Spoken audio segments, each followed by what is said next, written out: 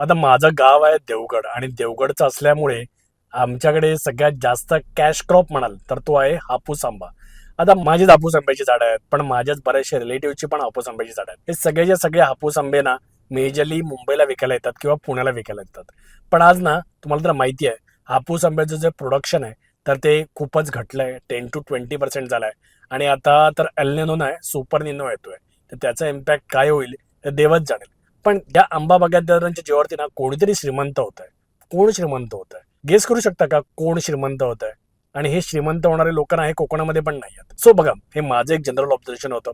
कारण या रिलेटिव्ह बरोबर जेव्हा मी गप्पा मारत होतो तेव्हा जी गोष्ट मला जाणवली तर त्यातली एक गोष्ट म्हणजे, आज जर तुम्हाला आंब्याच्या झाडावरती जो मोहर येतो तो टिकवायचा असेल तर तुम्हाला काय वापरावं लागतं? पेस्टिसाइड्स.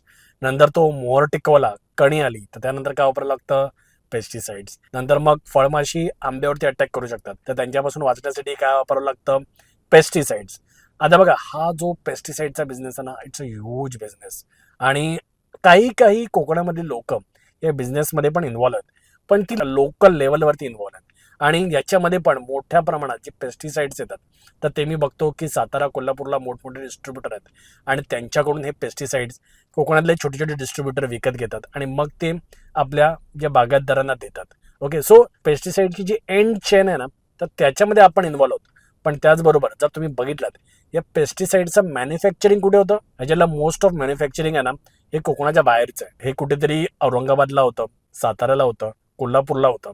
आणि ज्यांना महाराष्ट्रीयन आणि नॉन महाराष्ट्रीयन मुद्दा काढायचा ना, तर त्यांच्यासाठी याचं मोठ्या प्रमाणात प्रोडक्शन ना गुजरातमध्ये पण होतं.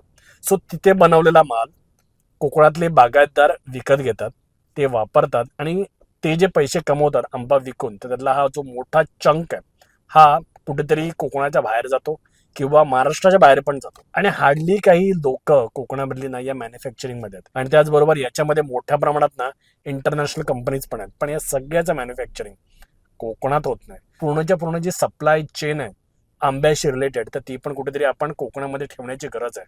कारण बघा, हे जे प्रोडक्ट्स आहेत म्हणजे पेस्टिसाइड्स म्हणा किंवा फर्टिलायझर्स म्हणा, तर याच्यामध्ये ना शुअर शॉर्ट इन्कम आहे.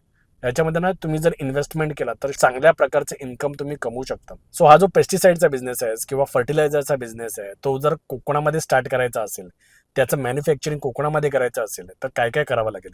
आणि तुम्हाला ओव्हरऑल या सब्जेक्टबद्दल काय वाटतं? मला कमेंट करून नक्की सांगा.